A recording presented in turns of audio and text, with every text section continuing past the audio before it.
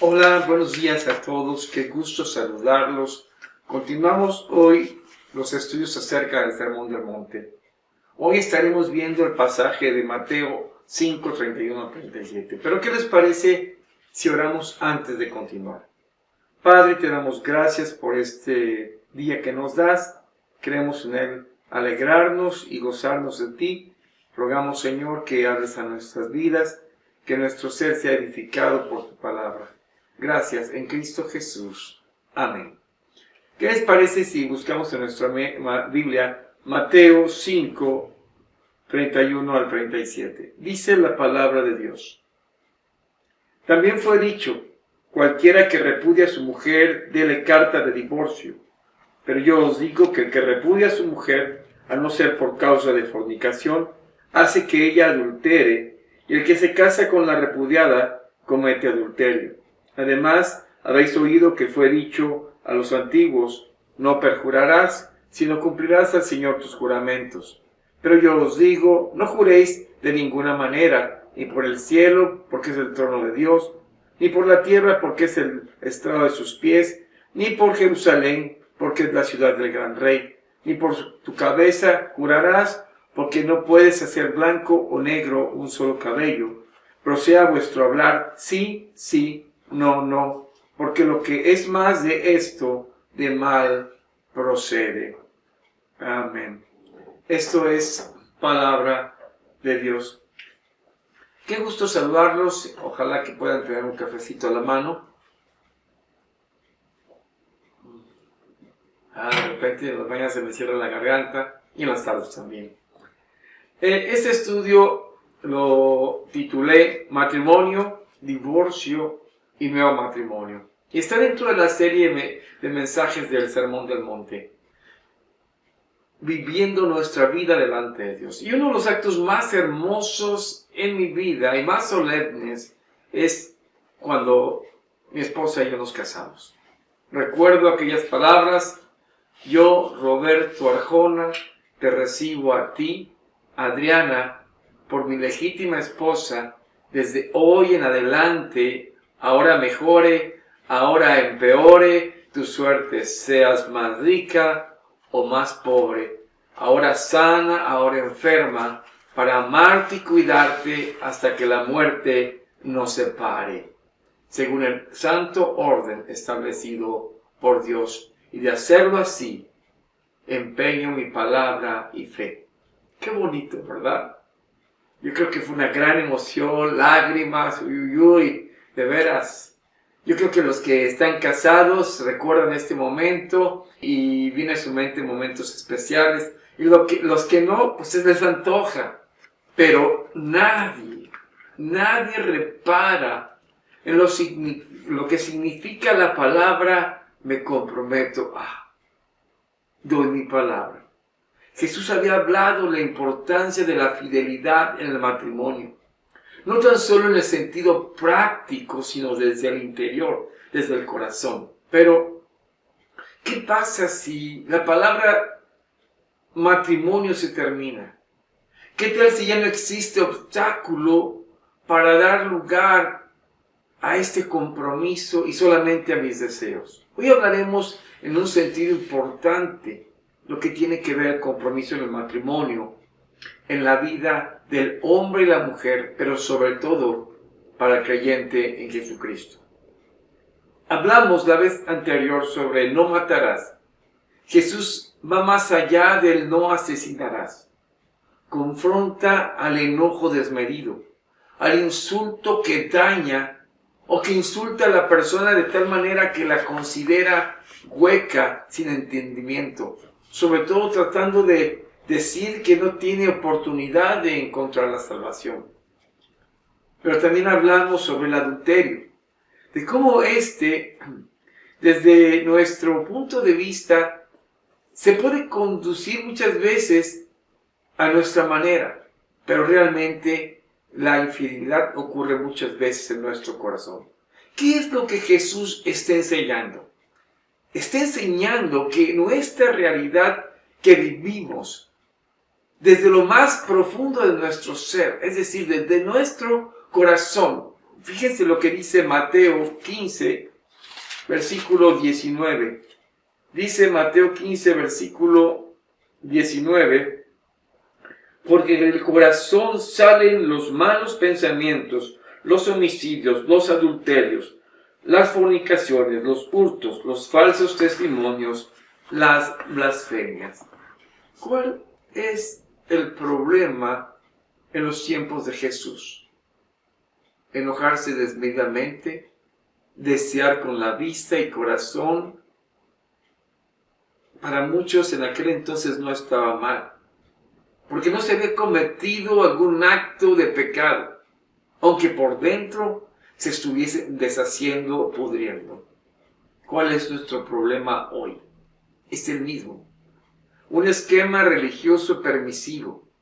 No hay nada que reconocer mientras las apariencias sean buenas.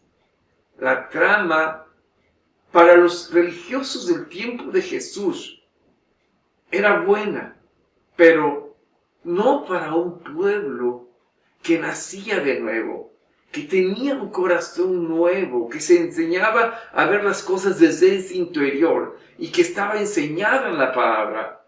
Por eso Jesús sigue avanzando en contra de las reglas impuestas por la sociedad religiosa de su tiempo. Y el siguiente principio nos enseña que el divorcio no viene de Dios. No quiero abordar este tema sin la sensibilidad de lo que implica para algunos el daño o rompimiento de estas relaciones importantes y creadas por Dios para que el hombre y la mujer se deleiten. Para muchos se pudo haber convertido en la relación más lastimosa posible. Pero cometería un grave error si no mencionase cuán importante es este tema para la fe y para el pueblo de Dios. Vayamos al texto de Mateo que leímos en Mateo 5. Fíjense lo que dice el versículo 31 y 32. También les fue dicho: cualquiera que repudia a su mujer, dele carta de divorcio. Pero yo os digo que al que repudia a su mujer, a no ser por causa de fornicación, hace que ella adultere. El que se casa con la repudiada comete adulterio.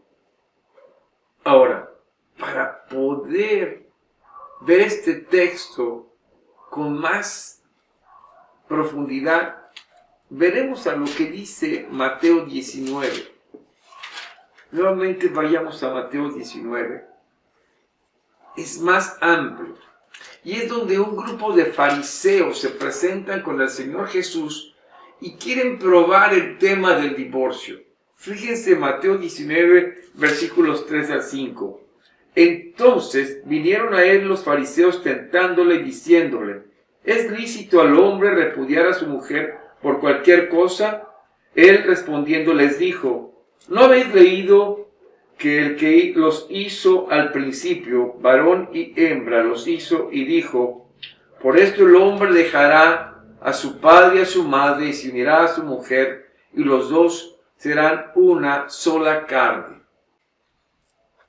Ahora, tenemos que ver primero este texto en su contexto.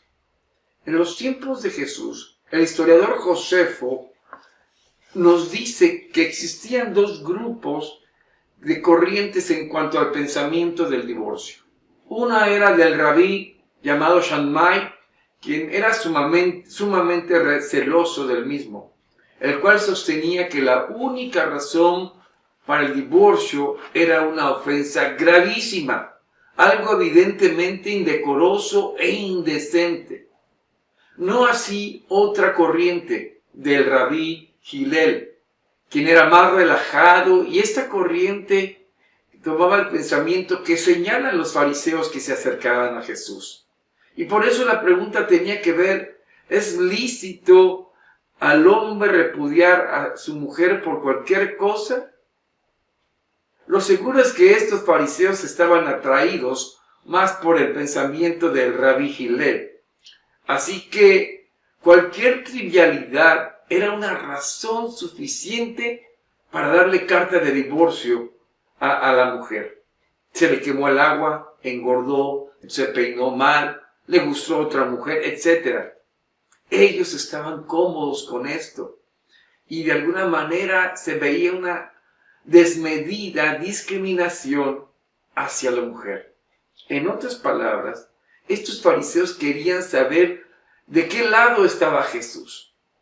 Jesús no responde directamente, sino que en tres partes. Y quiero que veamos el sentido de estas tres partes. El primero que quiero señalar es que el matrimonio le pertenece a Dios. Uno de los aspectos que en medio de la crisis del matrimonio se olvida es lo que Jesús responde en el versículos 4 al 6 del capítulo 19.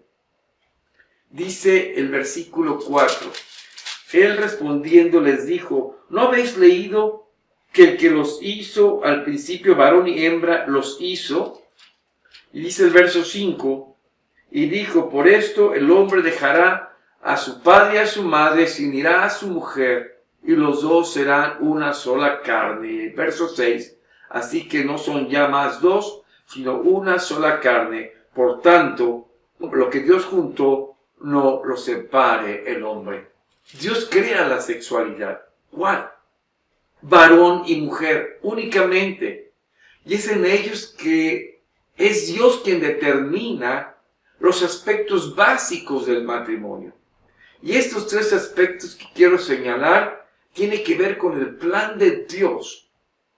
Y es lo primero que Jesús dice. Primero, el hombre tiene que dejar. El plan de Dios es que ambos, hombre y mujer, dejen a su familia y formen su propio hogar. Estos tomarán sus propias decisiones, serán responsables de cada una de ellas. Esto debe ser un testimonio público y debe de festejarse con la sociedad, debe ser una celebración. Segundo, y también es parte de este plan, es una unión de dos. Es un compromiso interno.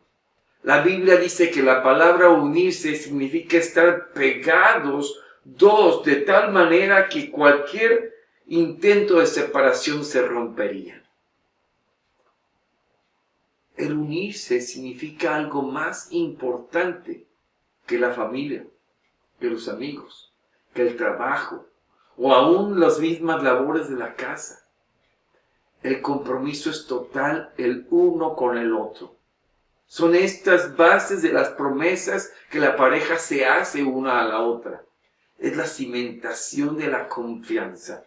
Y el tercero es un plan de ser una sola carne. Esto se refiere al aspecto físico íntimo, pero esto también no solo es una unión física, es espiritual.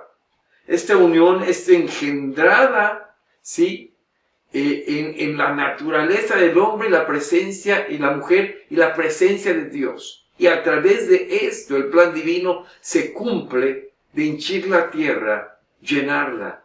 Es parte de su reino. Y ojo con esto. Como la unión del hombre y la mujer al hacerse uno es espiritual, también esta unión espiritual engendra a sus próceres, sus hijos, como Adán y Eva. Y ellos engendraron en sus hijos su condición espiritual.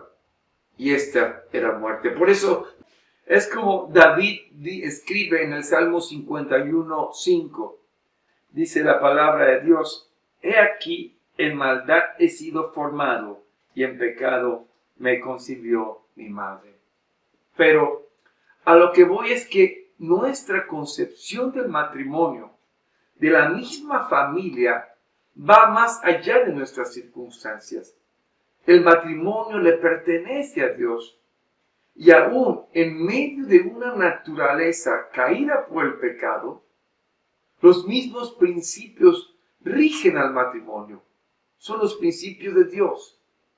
Por eso quiero concluir es que Jesús trae a la mente de los fariseos comodinos que el matrimonio es mucho más que una autocomplacencia. Por eso dice el versículo 6 de Mateo, del capítulo 19 de Mateo, dice: así que no son ya más dos, sino uno sola carne. Por tanto, lo que Dios juntó, no lo separe el hombre. Así que el divorcio desde la perspectiva de Dios no es una opción.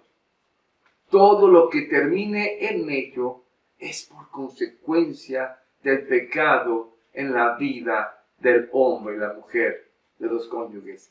Sobre todo por la ausencia de Dios en sus vidas, la falta de conformidad a la voluntad de Dios, es decir, su pecado.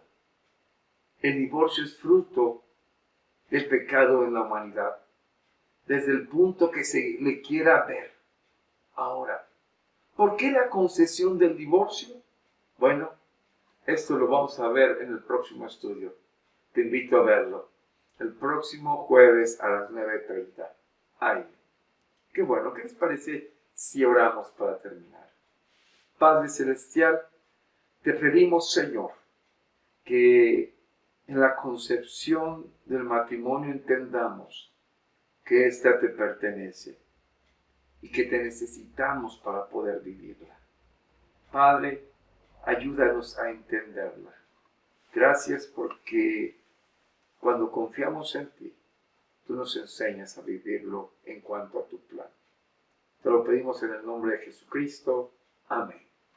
Dios los bendiga.